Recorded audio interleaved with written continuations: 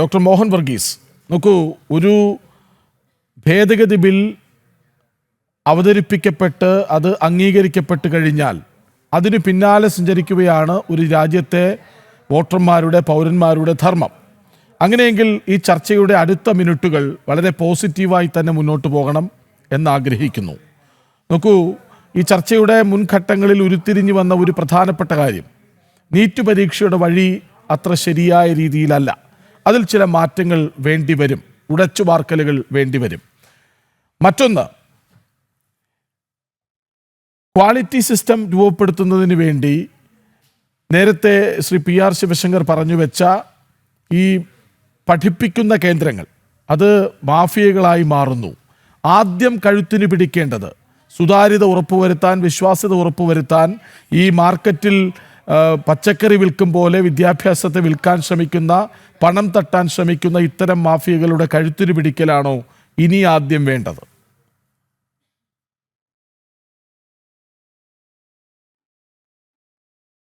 ഇവിടെ ഒരു പ്രയോറിറ്റിയുടെ വിഷയമുണ്ട്. എന്താകണം? ഒരു സമഗ്രമായ അഴിച്ചുപണി ഈ സമ്പ്രദായത്തിൽ വേണം.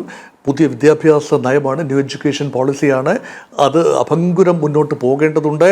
അത് മാത്രമല്ല, പഴുതുകൾ അടച്ചുകൊണ്ടുള്ള പരീക്ഷാ സമ്പ്രദായങ്ങൾ ഉണ്ടാകണം. നഷ്ടപ്പെട്ടു പോയി എന്ന് കരുതപ്പെടുന്ന വിശ്വാസ്യത തിരിച്ചു പിടിക്കാൻ കഴിയണം.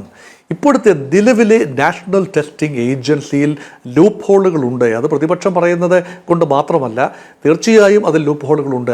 ആ ലൂപ്പ് ഹോളുകൾ ആദ്യം അടയ്ക്കാൻ കഴിയണം. അത് ഗവൺമെൻറ് ഭാഗത്തുനിന്ന് ചെയ്യാവുന്നതാണ്. പെർമനൻറ്റ് സംവിധാനമായി മാറണം. കരാറുകാരെ മാറ്റി പെർമനൻറ്റ് ജീവനക്കാരെ അവിടെ വിന്യസിക്കുകയും അവർ അക്കൗണ്ടബിളാണ് എന്ന് ഉറപ്പാക്കുകയും വേണം. അതാണൊന്ന്. രണ്ട്, സമാന്തരമായി ഗവൺമെൻറ്റിന് നേരിട്ട് നിയന്ത്രണമില്ലാത്തതും എന്നാൽ ആത്യന്തികമായി നിയന്ത്രിക്കപ്പെടേണ്ടതുമായ സംവിധാനങ്ങളാണ് കോച്ചിങ് ഇൻസ്റ്റിറ്റ്യൂട്ട്സ്. അതായത് മെറിറ്റ് എന്ന് പറയുന്നത് ഒരു സോഷ്യൽ പ്രോഡക്റ്റ് ആണെങ്കിലും അത് വില കൊടുത്ത് വാങ്ങാം എന്ന നിലയിലാണ് വരുന്നത്. പണമുള്ളവരുടെ മക്കൾക്ക് കോച്ചിങ് സെൻറ്ററിൽ പോയി അവർ സൃഷ്ടിക്കുന്ന ഒരു അന്തരീക്ഷം, അത് പരീക്ഷയുമായി ബന്ധപ്പെട്ട എല്ലാ കാര്യങ്ങൾക്കും തങ്ങൾക്ക് ഉത്തരമുണ്ട്. ഇങ്ങനെ വന്നാൽ ഇങ്ങനെയാകും ഉത്തരം. അത് മാത്രമല്ല, ചോദ്യ പേപ്പർ പോലും തങ്ങളുടെ കസ്റ്റഡിയിലാണ്. തങ്ങൾ വിചാരിച്ചാൽ രാജ്യത്തെ ഏത് ചോദ്യപേപ്പറും ചോർത്തിയെടുത്ത് രഹസ്യമായി നിങ്ങൾക്ക് നൽകി ഞങ്ങളുടെ കൂടെ രജിസ്റ്റർ ചെയ്യുന്നവരെ ഉന്നത വിജയം കൈവരിക്കാൻ സഹായിക്കാം എന്ന രീതിയിലുള്ളൊരു ചിന്ത രാജ്യത്ത് വരുന്നത് അപകടകരമായ ചിന്തയാണ്. അവിടെയാണ് ഉണർന്ന് പ്രവർത്തിക്കേണ്ടത്. അതുകൊണ്ട് വളരെ കർശനമായ നിരീക്ഷണങ്ങൾ ഉണ്ടാകേണ്ടതുണ്ട്. ഈ പറയുന്ന ഏജൻസികളുടെ നേരെ നിരീക്ഷണം ഉണ്ടാകേണ്ടതുണ്ട്. അതുകൊണ്ട് അവർ പ്രവർത്തിക്കാൻ അനുവാദമില്ല എന്നില്ല.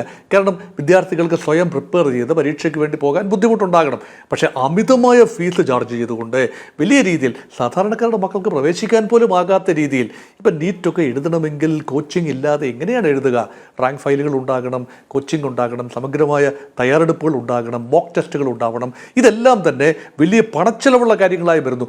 അതിന് ഗവൺമെൻറ് എന്ത് ചെയ്യാൻ കഴിയും? ഈ സമഗ്രമായ നിയമനിർമ്മാണത്തിനോടൊപ്പം എന്ത് കാര്യങ്ങൾ അതിനോടൊപ്പം ചേർക്കാനാവും? പ്രതിപക്ഷത്തിന് എന്തെങ്കിലും സജസ്റ്റ് ചെയ്യാനുണ്ടോ? അതാണ് ഇപ്പം ചർച്ചയുടെ നിർണായക ഘട്ടത്തിലേക്ക് പ്രവേശിച്ചു. ലോക്സഭയിൽ രാത്രി 10 മണി വരെയെങ്കിലും ചർച്ച നടക്കും എന്ന രീതിയിലാണ്. ഇനിയും 1 മണിക്കൂറിൽ പരം ചർച്ചാ സമയമുണ്ട്. അപ്പം ആ ഒരു രീതിയിൽ ക്രിയാത്മകമായ നിർദ്ദേശങ്ങൾ, രാഷ്ട്രീയമായി ഗ്വാഗ്വാ വിളികളല്ല ഇവിടെ ആവശ്യം. വളരെ നിർണായകമായ ചർച്ചയാണ് നടക്കുന്നത്. ഇവിടെ പോലീസുകാരുടെ ലാത്തിയുടെ നീളം എന്താണെന്നുള്ളതല്ലായിരുന്നു ഇവിടെ വിഷയം. അതൊക്കെ വേറെ ചർച്ച ചെയ്യേണ്ട കാര്യമാണ്. നിയമനിർമ്മാണം സംഭവിക്കുമ്പോൾ ആ നിയമത്തിൽ പഴുതുകൾ അടയ്ക്കുന്നു എന്ന് ഉറപ്പുവരുത്തണം. ഇനി രണ്ടാമത്തെ ഒരു കാര്യം കൊണ്ടുണ്ട്, അത് ഗവൺമെൻറ് ഉറപ്പ് നൽകേണ്ട കാര്യമാണ്, ഒരു ഇച്ഛാശക്തി. അതായത് ഇതുമായി ബന്ധപ്പെട്ട പ്രോബ്ലംസ്, അത് 47 പേരെ അങ്ങ് സസ്പെൻഡ് ചെയ്തു എന്നാണ് മനസ്സിലാക്കുന്നത്. ഈ 47 പേരെന്ന് പറയുന്നത് അവർക്ക് എത്രത്തോളം വേദനിക്കുമെന്നറിയില്ല. അവർ പെർമനൻറ്റ് ജീവനക്കാരൊന്നുമല്ല കേട്ടോ. അപ്പോൾ അതുകൊണ്ട് മാത്രം പരിഹാരമാവില്ല. സമഗ്രമായി NTA, നാഷണൽ ടെസ്റ്റിംഗ് ഏജൻസിയെ പൂർണ്ണമായി ഉടച്ചു വാർക്കേണ്ടതുണ്ട്. അല്ലാതെ അതങ്ങ് പിരിച്ചുവിടുക എന്നതല്ല. വീണ്ടും പഴയ പോലെ സർവകലാശാല തലത്തിൽ തന്നെ വെവ്വേറെ കാര്യങ്ങൾ ചെയ്യുക. വളരെ കഷ്ടപ്പെട്ടിട്ടാണ് ഒരു ദേശീയ തലത്തിൽ ഏകോപനത്തോടുകൂടി ഒരു സമഗ്ര പരീക്ഷാ കലണ്ടറും ദേശീയ തലത്തിൽ ഒരു സ്റ്റാൻഡർഡൈസേഷൻ സംഭവിച്ചു. അത് സ്വാഗതാർഹമായ കാര്യമാണ്. ഞാനതിനെ പൂർണ്ണമായി സ്വാഗതം ചെയ്യുന്ന വ്യക്തിയുമാണ്. പക്ഷേ അതിൽ ക്രമക്കേടുകൾ ഉണ്ടാകാം. പുതിയ പരീക്ഷണമാണ് 2017 മാത്രം നിലവിൽ വന്നതാണ്. അപ്പോൾ അതിനിടയിൽ ഇങ്ങനെയാണ് ഒരു നിരന്തരം സ്ഫുടം ചെയ്തെടുത്തെങ്കിൽ മാത്രമേ ഒരു സംവിധാനത്തിന് മുന്നോട്ട് പോകാനാവൂ.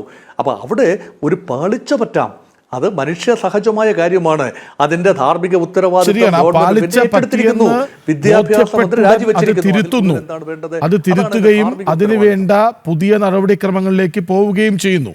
അതാണല്ലോ ഇങ്ങനെ ഒരു നിയമ ഭേദഗതിയിലേക്ക് കാര്യങ്ങളെ കൊണ്ടെത്തിക്കുന്നത്.